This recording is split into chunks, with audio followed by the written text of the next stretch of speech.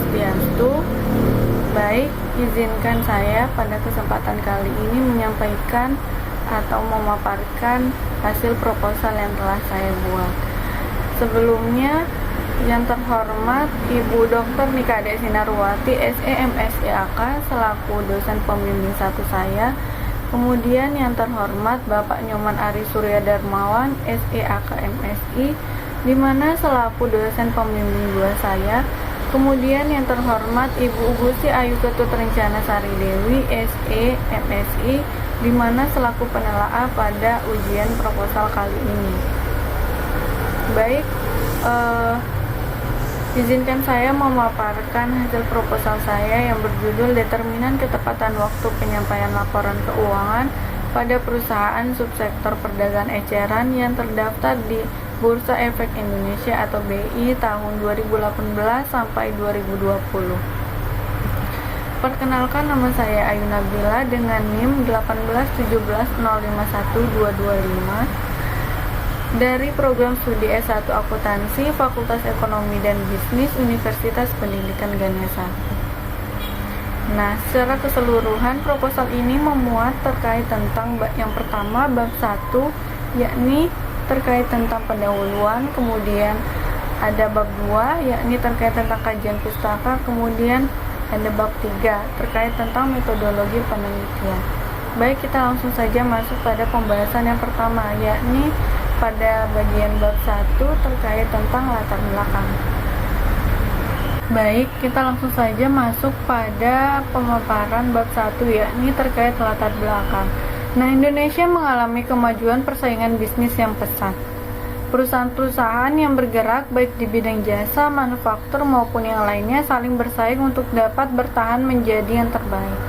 Hal ini mendorong masing-masing perusahaan untuk melakukan berbagai inovasi dan strategi bisnis agar terhindar dari kebangkrutan. Dengan kemajuan persaingan bisnis tersebut, maka diperlukan upaya penyediaan dan perolehan informasi dalam setiap pengambilan keputusan. Laporan keuangan sangat penting dalam pengambilan keputusan. Salah satunya dalam bisnis investasi di pasar modal. Bagi para pemakai laporan keuangan, salah satunya para pelaku bisnis di pasar modal, laporan keuangan merupakan informasi yang sangat bermanfaat bagi para pemakainya. Suatu informasi dikatakan memiliki kualitas yang baik jika informasi tersebut relevan. Informasi memiliki kualitas relevan jika dapat mempengaruhi keputusan ekonomi pemakai dengan membantu pemakai informasi mengevaluasi peristiwa masa lalu, masa kini, maupun masa depan, menegaskan dan mengkoreksi hasil evaluasi di masa lalu. Informasi akan relevan jika disajikan tepat waktu. Jika pelaporan ditunda, akan kurang bermanfaat bagi pemakai laporan dalam pengambilan keputusan. Agar laporan keuangan perusahaan bermanfaat bagi pemakai laporan dalam pengambilan keputusan, maka Otoritas Jasa Keuangan atau biasa yang disingkat dengan OJK mengeluarkan peraturan mengenai penyampaian laporan keuangan yang dituangkan dalam keputusan Ketua Bapepam dan LK nomor Kep strip 346-BL-2011.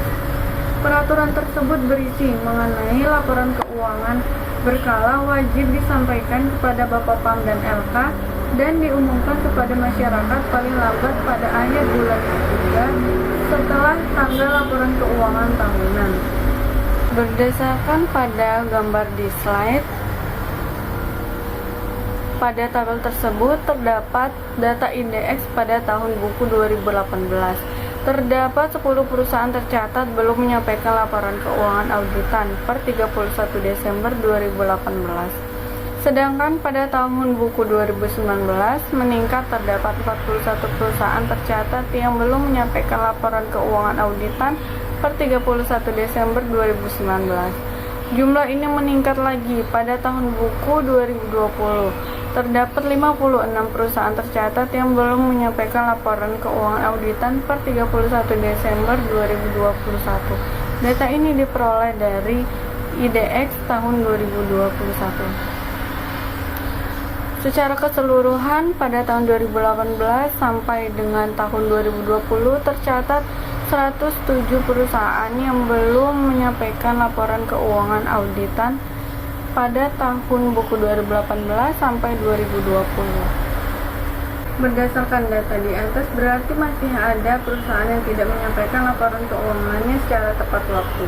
Nah, keterlambatan penyampaian laporan keuangan ini dapat mempengaruhi informasi yang dipublikasikan, sehingga akan berpengaruh terhadap ketidakpastian keputusan berdasarkan informasi yang tidak relevan.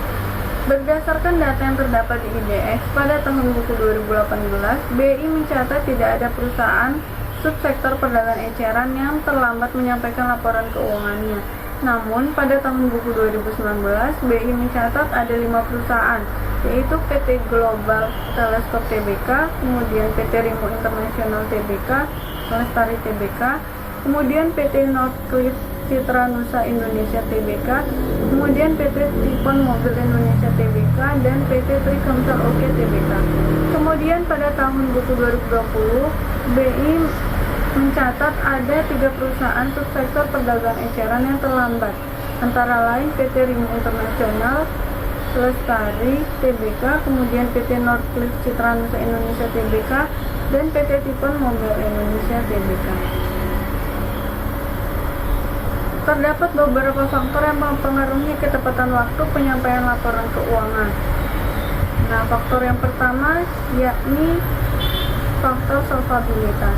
Solvabilitas ini menunjukkan kemampuan perusahaan melunasi liabilitasnya, baik liabilitas jangka pendek maupun liabilitas jangka panjang. Alasan peneliti menggunakan variabel ini ialah karena solvabilitas yang tinggi menunjukkan bahwa utang perusahaan besar. Perusahaan dengan utang yang besar akan mencerminkan risiko keuangan yang semakin besar pula. Nah, risiko keuangan yang terjadi karena perusahaan harus membayar pokok pinjaman dan bunga. Jika perusahaan tidak mampu membayar pokok pinjaman dan bunga, maka perusahaan akan mengalami kesulitan keuangan.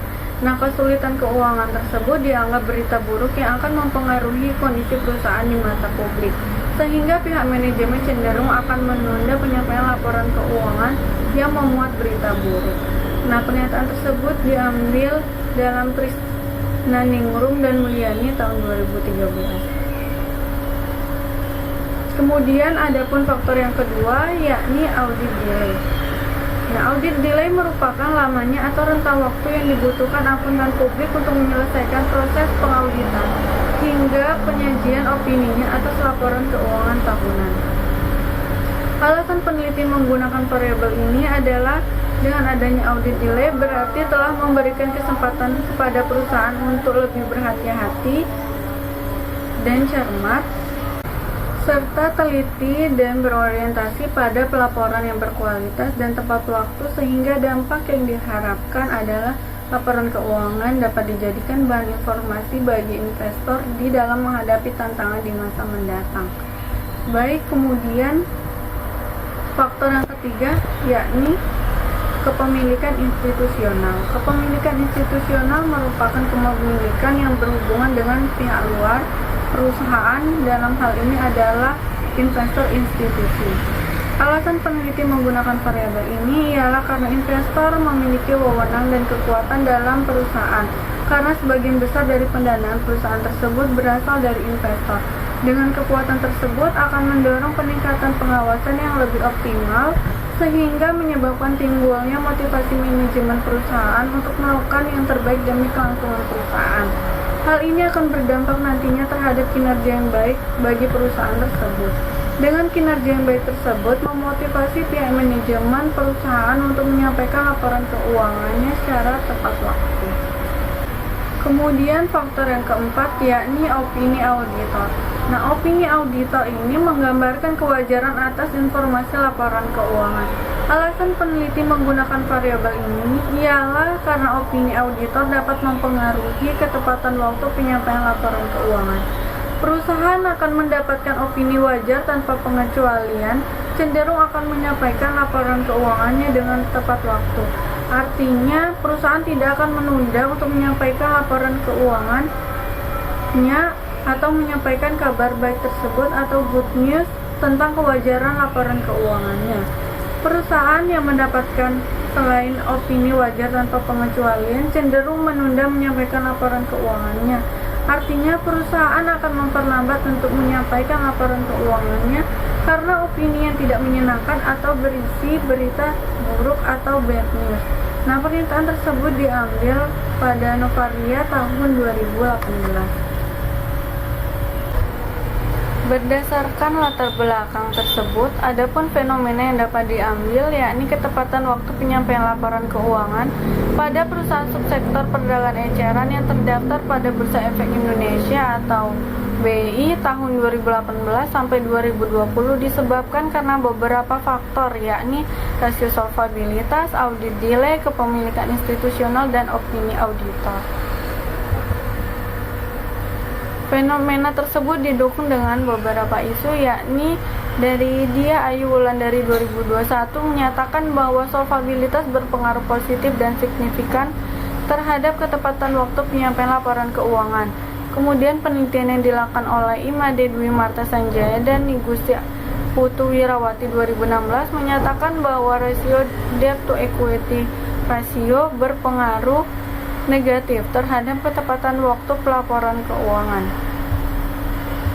Kemudian pada Rahmayanti 2016 menyatakan bahwa audit delay berpengaruh positif dan signifikan terhadap ketepatan waktu pelaporan keuangan. Sedangkan hasil penelitian Astuti 2016 menunjukkan bahwa audit delay tidak berpengaruh secara signifikan terhadap ketepatan waktu penyampaian laporan keuangan. Kemudian pada Kristanti Stefani dan Yuniatin D. Risnawati 2020 menyatakan bahwa kepemilikan institusional berpengaruh positif tetapi tidak signifikan terhadap ketepatan waktu pelaporan keuangan. Sedangkan menurut Eka Siva Isani dan Wiwi Hidayah Ekowati 2016 menyatakan bahwa kepemilikan institusional berpengaruh negatif terhadap ketepatan waktu pelaporan keuangan. Kemudian penelitian yang dilakukan oleh Utami Rahmatia, Kartika Hendra TS dan Siti Nurlaila 2020 menyatakan bahwa opini auditor mempunyai pengaruh signifikan terhadap ketepatan waktu penyampaian pelaporan keuangan. Sedangkan menurut Fitrah Hil Imaniar 2016 menyatakan bahwa opini audit tidak berpengaruh signifikan terhadap ketepatan waktu pelaporan keuangan. Kemudian penelitian mengenai ketepatan waktu penyampaian laporan keuangan pada perusahaan subsektor perdagangan eceran berdasarkan pada penelitian Fitrah Hil Imaniar tahun 2016. Dalam penelitian tersebut menggunakan perusahaan manufaktur yang terdaftar di BI tahun 2010 sampai 2014. Sedangkan penelitian ini dengan penelitian sebelumnya memiliki perbedaan, yakni satu, perusahaan yang digunakan berbeda. Pada penelitian ini menggunakan perusahaan subsektor perdagangan eceran. Kedua, periode tahun yang berbeda, yaitu tahun 2018 sampai 2020. Kemudian yang ketiga, variabel bebas yang berbeda, yaitu solvabilitas, audit delay, dan kepemilikan institusional. Sedangkan persamaan penelitian ini dengan penelitian sebelumnya, yakni satu variabel bebas yang digunakan sama, yakni opini audit. Nah, alasan peneliti memilih perusahaan subsektor perdagangan eceran karena dari tahun 2019 sampai 2020 terdapat beberapa perusahaan yang mengalami keterlambatan dalam penyampaian laporan keuangannya. Selain itu, perusahaan subsektor perdagangan eceran merupakan mata rantai yang penting dalam proses distribusi karena perusahaan subsektor perdagangan eceran menjual pemenuhan kebutuhan rumah tangga. Alasan lainnya juga karena perusahaan subsektor perdagangan eceran masih mampu bertahan pada masa-masa krisis seperti perusahaan krisis, serta perusahaan subsektor perdagangan eceran berperan penting dalam kemajuan perekonomian negara dengan menyerap tenaga kerja dalam jumlah yang banyak. Berdasarkan pemaparan latar belakang tersebut, dapat dilihat bahwa masih terdapat research gap dari hasil penelitian-penelitian terdahulu. Oleh karena itu, peneliti tertarik untuk melaksanakan penelitian yang berjudul Determinan Ketepatan Waktu Penyampaian Laporan Keuangan pada Perusahaan Subsektor Perdagangan Eceran yang terdaftar di Bursa Efek Indonesia atau BI tahun 2018 sampai 2020. Kemudian ada pun identifikasi masalah dalam penelitian ini, yakni yang pertama dengan kemajuan persaingan bisnis di Indonesia, di mana para investor di pasar modal tentunya memerlukan laporan keuangan yang digunakan sebagai informasi yang diperlukan untuk pengambilan keputusan. Dalam penyampaian laporan keuangan diperlukan ketepatan waktu sehingga dapat menyajikan informasi yang relevan. Kemudian yang kedua, berdasarkan data di IDX pada tahun buku 2018, terdapat 10 perusahaan tercatat yang belum menyampaikan laporan keuangan auditan per 31 Desember 2018. Sedangkan tahun buku 2019 juga terdapat 41 perusahaan tercatat belum menyampaikan laporan keuangan auditan per 31 Desember 2019. Jumlah ini meningkat di tahun buku 2020, terdapat 56 perusahaan tercatat yang belum menyampaikan laporan keuangan auditan per 31 Desember 2020. Kemudian yang ketiga, penelitian ini dilakukan pada perusahaan subsektor perdagangan eceran yang terdaftar pada Bursa Efek Indonesia tahun 2018 sampai 2020. Kemudian yang terakhir, faktor-faktor yang mempengaruhi ketepatan waktu dalam penyampaian laporan keuangan sangat banyak dan beraneka ragam. Adapun pembatasan masalah dalam penelitian ini, yakni pada penelitian ini akan membahas mengenai permasalahan yang hanya berkaitan dengan solvabilitas, audit delay, kepemilikan institusional, dan opini audit yang memberikan pengaruh terhadap ketepatan waktu penyampaian laporan keuangan pada perusahaan subsektor perdagangan eceran yang terdaftar di Bursa Efek Indonesia atau BI pada periode tahun 2018 sampai 2020. Adapun rumusan masalah pada penelitian ini, yakni yang pertama, apakah solvabilitas berpengaruh terhadap ketepatan waktu dalam penyampaian laporan keuangan? Kemudian yang kedua, apakah audit delay berpengaruh terhadap ketepatan waktu dalam penyampaian laporan keuangan? Kemudian yang ketiga, apakah kepemilikan institusional berpengaruh terhadap ketepatan waktu dalam penyampaian laporan keuangan? Dan yang terakhir, apakah opini audit berpengaruh terhadap ketepatan waktu dalam penyampaian laporan keuangan? Kemudian tujuan dalam penelitian ini, yakni yang pertama untuk menganalisis pengaruh solvabilitas terhadap ketepatan waktu dalam penyampaian laporan keuangan. Kemudian yang kedua, untuk menganalisis pengaruh audit delay terhadap ketepatan waktu dalam penyampaian laporan keuangan. Kemudian yang ketiga, untuk menganalisis pengaruh kepemilikan institusional terhadap ketepatan waktu dalam penyampaian laporan keuangan. Dan yang terakhir, untuk menganalisis pengaruh opini audit terhadap ketepatan waktu dalam penyampaian laporan keuangan. Adapun manfaat dalam penelitian ini, yakni yang pertama, manfaat teoritis sebagai relevansi dan literatur pertimbangan. Kemudian manfaat praktisnya bagi mahasiswa sebagai literatur untuk penelitian selanjutnya dan menambah wawasan, serta bagi perusahaan sebagai referensi dan masukan dalam penentuan pengambilan keputusan. Kemudian kita masuk pada pembahasan bab 2, yakni terkait kajian teori. Yang pertama, yakni terdapat landasan teori. Menurut Brigham dan Houston tahun 2014, teori sinyal merupakan suatu perilaku manajemen perusahaan dalam memberi petunjuk untuk informasi untuk investor terkait pandangan manajemen pada prospek perusahaan untuk masa mendatang. Nah, teori ini membahas tentang perusahaan yang berkualitas baik dengan sengaja akan memberikan sinyal kepada publik. Nah, sinyal tersebut dapat berupa sebuah informasi. Salah satunya informasi yang dapat dijadikan sinyal adalah pengumuman yang dilakukan oleh suatu perusahaan. Nah, teori ini digunakan untuk menganalisis atau mengukur pada variabel solvabilitas, audit delay, kepemilikan institusional, dan opini auditor.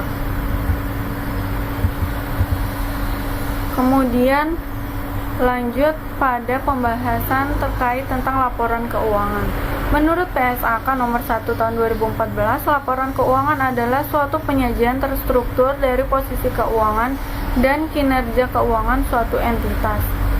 Menurut PSAK nomor 1 tahun 2014, tujuan laporan keuangan adalah untuk memberikan informasi mengenai posisi keuangan, kinerja keuangan, dan arus kas entitas yang bermanfaat bagi sebagian besar pengguna laporan keuangan dalam pembuatan keputusan ekonomika.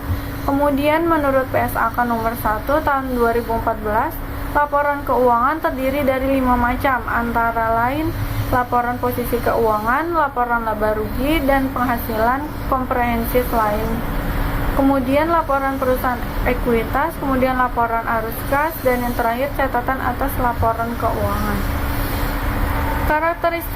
Karakteristik kualitatif merupakan ciri khas yang membuat informasi dalam laporan keuangan yang berguna bagi pengguna. Menurut SAK 2014 antara lain yaitu yang pertama dapat dipahami, kemudian yang kedua relevan, yang ketiga keandalan, dan yang keempat dapat dibandingkan. Kemudian pada pembahasan selanjutnya yakni terkait ketepatan waktu atau timeline. Menurut Sri Mindarti 2008, ketepatan waktu merupakan jangka waktu antara penyajian informasi yang diinginkan serta frekuensi pelaporan informasi. Dengan adanya informasi yang tepat, waktu akan mempengaruhi kemampuan manajemen dalam merespons setiap permasalahan yang terjadi. Berdasarkan peraturan Bapepam 10.K.2 yang kemudian diperbarui menjadi 10.K.6 tertanggal 7 Desember 2006 dikatakan bahwa penyampaian laporan keuangan tahunan yang telah diaudit diserahkan sebelum atau paling lambat pada akhir bulan ketiga setelah tanggal laporan keuangan tahunan perusahaan tersebut.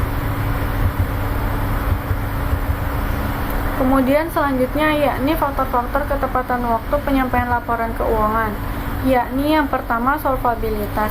Nah, rasio yang digunakan solvabilitas merupakan rasio yang digunakan untuk mengukur sejauh mana aktiva perusahaan dibiayai dengan utang.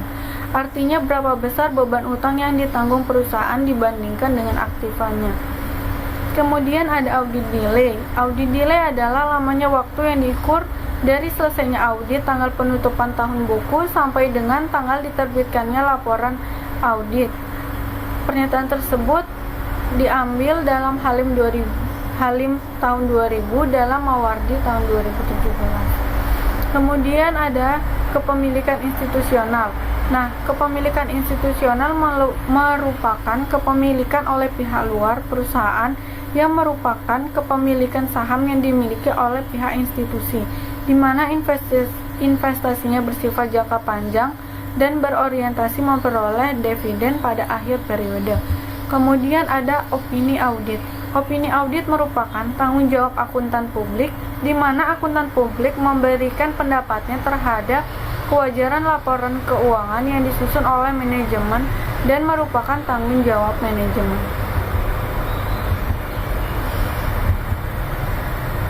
Adapun penelitian terdahulu, yakni yang pertama dari Erliza Suciati, Erwin Abu Bakar, dan Murni Daulay tahun 2019, di mana penelitian tersebut mendapatkan hasil yakni profitabilitas, likuiditas, opini auditor berpengaruh signifikan positif terhadap timelines of submission of the financial statement. Kemudian leverage berpengaruh signifikan negatif serta ukuran perusahaan dan reputasi KAP tidak berpengaruh terhadap timelines of submission of the financial statement. Kemudian penelitian yang dilakukan oleh Utami Rahmatia, Kartika Hendra TS, dan Siti Nurlaila tahun 2020 mendapatkan hasil yakni komisaris independen dan komite audit tidak mempunyai pengaruh signifikan terhadap ketepatan waktu penyampaian laporan keuangan. Kemudian reputasi KAP dan opini auditor mempunyai pengaruh signifikan terhadap ketepatan waktu penyampaian pelaporan keuangan. Kemudian penelitian yang dilakukan oleh Novia Asriyatun dan Ahmad Syarifuddin tahun 2020 di mana memiliki hasil solvabilitas, profitabilitas, likuiditas, dan reputasi KAP tidak berpengaruh terhadap ketepatan waktu pelaporan keuangan. Sedangkan ukuran perusahaan berpengaruh terhadap ketepatan waktu pelaporan keuangan. Kemudian penelitian yang dilakukan oleh Widya Astuti tahun 2016 mendapatkan hasil di mana profitabilitas, ukuran perusahaan, reputasi KAP, dan audit report like tidak berpengaruh terhadap ketepatan waktu penyampaian laporan keuangan. Kemudian penelitian yang dilakukan oleh Ina Aprianti 2017 mendapatkan hasil di mana profitabilitas dan debt to equity ratio berpengaruh signifikan positif terhadap ketepatan waktu pelaporan keuangan. Sedangkan ukuran perusahaan tidak berpengaruh terhadap ketepatan waktu pelaporan keuangan. Kemudian penelitian yang dilakukan oleh Dia Ayu Wulandari tahun 2021 mendapatkan hasil bahwa profitabilitas dan solvabilitas berpengaruh secara positif dan signifikan terhadap ketepatan waktu pelaporan keuangan. Sedangkan kepemilikan manajerial berpengaruh secara negatif serta size perusahaan dan reputasi KAP tidak berpengaruh terhadap ketepatan waktu pelaporan keuangan. Kemudian penelitian yang dilakukan oleh Imade Dwi Marta Sanjaya dan Nigusti Putu Wirawati tahun 2016 mendapatkan hasil di mana debt to equity ratio dan pergantian auditor berpengaruh negatif terhadap ketepatan waktu pelaporan keuangan. Sedangkan profitabilitas, struktur kepemilikan, dan ukuran perusahaan berpengaruh positif terhadap ketepatan waktu pelaporan keuangan. Kemudian Fitra Kulil Imaniar 2016 mendapatkan hasil profitabilitas, opini audit, ukuran perusahaan, dan umur perusahaan tidak berpengaruh signifikan terhadap ketepatan waktu pelaporan keuangan. Kemudian penelitian yang dilakukan oleh Igede Ari Pramana Putra dan Iwayan Ramanta tahun 2015 mendapatkan hasil di mana profitabilitas, umur perusahaan, dan komisaris independen berpengaruh pada ketepatan waktu publikasi laporan keuangan tahunan. Sedangkan kepemilikan institusional dan komite audit tidak berpengaruh pada ketepatan waktu publikasi laporan keuangan tahunan. Kemudian penelitian yang dilakukan oleh Kristanti Stefani dan Yuniatin T. Risnawati tahun 2020 mendapatkan hasil di mana profitabilitas, leverage, dan struktur kepemilikan berpengaruh positif tetapi tidak signifikan terhadap ketepatan waktu pelaporan keuangan. Kemudian penelitian dari Dewi Rahmayanti tahun 2016, audit delay menunjukkan kontribusi yang positif dan signifikan terhadap ketepatan waktu pelaporan keuangan. Sedangkan profitabilitas berpengaruh negatif dan signifikan terhadap ketepatan waktu pelaporan keuangan. Kemudian penelitian yang dilakukan oleh Sujarwo tahun 2019 mendapatkan hasil audit delay berpengaruh positif dan signifikan terhadap timeline pelaporan keuangan. Kemudian reputasi auditor dan kompleksitas operasi tidak berpengaruh signifikan terhadap timeline pelaporan keuangan. Kemudian penelitian yang dilakukan oleh Eka Siva Isani dan Wiwi Hidayah Ekwati tahun 2016 memiliki hasil di mana kepemilikan institusional berpengaruh negatif terhadap ketepatan waktu pelaporan keuangan dan manajemen laba berpengaruh positif tidak signifikan terhadap ketepatan waktu pelaporan keuangan. Adapun kerangka pemikiran dalam penelitian ini, yakni di mana penelitian ini bertujuan untuk melihat adanya pengaruh ketepatan waktu penyampaian laporan keuangan pada perusahaan subsektor perdagangan eceran yang terdaftar di Bursa Efek Indonesia pada periode tahun 2018 sampai 2020. Adapun variabel independen yang digunakan atau yang dipakai pada penelitian ini yaitu solvabilitas sebagai variabel X1, kemudian audit delay sebagai variabel X2, kemudian kepemilikan institusional sebagai X3 dan opini audit sebagai X4. Sedangkan variabel dependennya yang dipakai pada penelitian ini yaitu ketepatan waktu dengan simbol Y. Adapun hipotesis dalam penelitian ini yakni yang pertama, solvabilitas berpengaruh positif terhadap ketepatan waktu pelaporan keuangan. Kemudian yang kedua, audit delay berpengaruh positif terhadap ketepatan waktu pelaporan keuangan. Kemudian yang ketiga, kepemilikan institusional berpengaruh positif terhadap ketepatan waktu pelaporan keuangan. Dan yang keempat, opini audit berpengaruh positif terhadap ketepatan waktu pelaporan keuangan. Baiklah, untuk pembahasan selanjutnya yakni pada bab 3 terkait tentang rancangan penelitian. Bisa dilihat pada slide rancangan penelitian yang telah peneliti buat. Nah, rancangan penelitian ialah bentuk dari rangkaian penelitian yang telah ditetapkan sebelumnya. Rancangan penelitian digunakan untuk menganalisis apakah ketepatan waktu penyampaian laporan keuangan perusahaan subsektor perdagangan eceran yang terdaftar di Bursa Efek Indonesia dipengaruhi adanya variabel solvabilitas, audit delay, kepemilikan institusional, dan opini audit. Penelitian ini bersifat kuantitatif, yaitu angka dan hasil observasi yang dipakai mempunyai maksud untuk memaparkan fenomena dari observasi. Dalam penelitian ini, teknik pengumpulan data yang digunakan yaitu teknik dokumentasi dengan memakai jenis data sekunder, yaitu laporan keuangan dan tahunan perusahaan subsektor perdagangan eceran yang terdaftar di Bursa Efek Indonesia periode tahun 2018 sampai 2020. Data yang terkumpul lalu diuji dengan memakai uji analisis statistik deskriptif, analisis regresi logistik, dan pengujian hipotesis dengan memakai software SPSS. Hasil analisis data kemudian akan disajikan serta diinterpretasikan. Tahap akhir pada penelitian ini adalah memetik kesimpulan dan saran. Kemudian pada pembahasan selanjutnya yakni populasi dan sampel pada penelitian ini. Populasi dalam penelitian ini adalah seluruh perusahaan subsektor perdagangan eceran yang sudah go public yang terdaftar di Bursa Efek Indonesia atau BEI.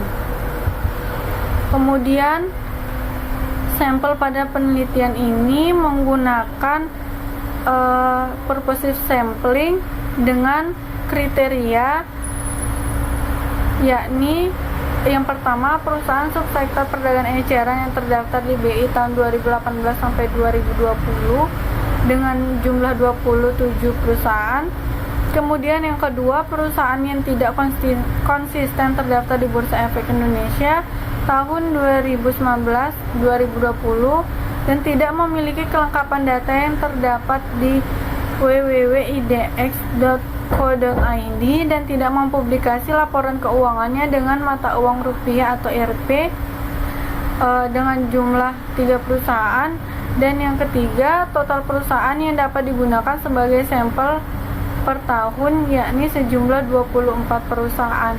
Jadi jumlah sampel pada penelitian ini yakni di mana total perusahaan dikali dengan jumlah tahun yang digunakan, yakni sejumlah 72 sampel.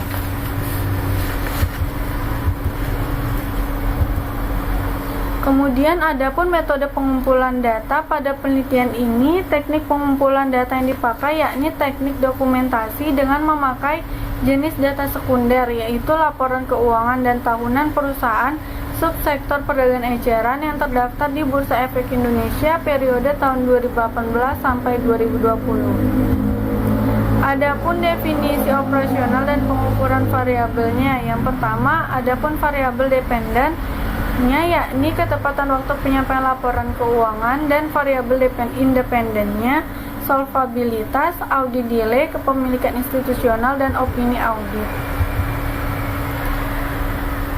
Yakni yang pertama variabel dependen, ketepatan waktu penyampaian laporan keuangan. Ketepatan waktu penyampaian laporan keuangan ini diukur dengan cara yakni perusahaan dikategorikan terlambat jika laporan keuangan dilaporkan setelah tanggal 31 Maret. Sedangkan perusahaan yang tepat waktu adalah perusahaan yang menyampaikan laporan keuangannya sebelum tanggal 1 April. Variabel ketepatan waktu ini diukur dengan menggunakan variabel dummy. Dengan kategorinya adalah bagi perusahaan yang tidak memiliki ketepatan waktu atau terlambat masuk kategori 0 dan perusahaan yang tepat waktu masuk kategori 1. Kemudian pembahasan selanjutnya yakni variabel independen. Yang pertama solvabilitas. Nah, rasio solvabilitas merupakan rasio yang digunakan untuk mengukur sejauh mana aktiva perusahaan dibiayai dengan utang. Nah, pada penelitian ini rasio solvabilitas menggunakan rasio yakni debt equity ratio. cara mengukur debt equity ratio yaitu dengan membagi total liabilitas dibagi dengan total equity, kemudian dikali dengan 100%. Kemudian ada audit delay. Nah, audit delay atau yang disingkat dengan AUDEL merupakan variabel yang diukur dengan dasar rentang waktu tutup buku, yaitu 31 Desember sampai dengan waktu laporan atau opini audit dikeluarkan oleh Kantor Akuntan Publik atau KAP. Interval dari tanggal 1 Januari sampai tanggal yang tertera di laporan audit. Kemudian yang ketiga, kepemilikan institusional. Nah, kepemilikan institusional di sini adalah kepemilikan oleh pihak luar perusahaan yang merupakan kepemilikan saham yang dimiliki oleh pihak institusi. Kepemilikan institusional diukur dengan variabel dummy, nilai 1 untuk perusahaan dengan kepemilikan institusional dan 0 jika sebaliknya. Kemudian opini audit.